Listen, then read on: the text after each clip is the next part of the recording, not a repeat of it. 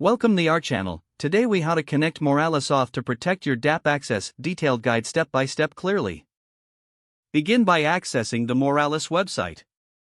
Create a Moralis account if you don't have one. Log into your Moralis dashboard. Select the New Server button to start setting up your server. Choose the appropriate network for your decentralized application. Fill in the details for your server, then click Create Server.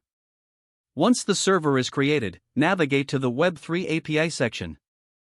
Copy your server URL and application ID for later use. Next, open your dApp project in your preferred code editor. Install the Moralis SDK by running the command npm install Moralis. Import Moralis into your project by adding import Moralis from Moralis at the top of your main JavaScript file. Initialize Moralis by using the copied application ID and server URL. Call the Moralis.start method in your initialization code. Create a login function that will call await Moralis.authenticate. Ensure to handle the user's session and track whether they are logged in. You can implement on-screen notifications or console logs for successful logins. To add access control, define your own user roles or permissions.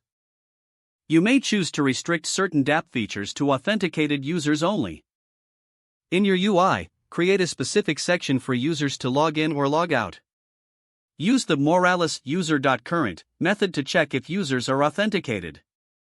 If users are not authenticated, prompt them to log in. Once logged in, provide them access to premium features or data. Test your dApp thoroughly to ensure access control is correctly implemented. Make any necessary adjustments based on your testing feedback. Remember to secure your API keys and sensitive information. Deploy your dApp and update any live links to your new changes. Monitor user access and analyze login metrics through the Moralis dashboard. If the page does not load, refresh the browser or try again in a private or incognito window. Make sure you are using the correct email address, then retype it carefully to avoid small typos.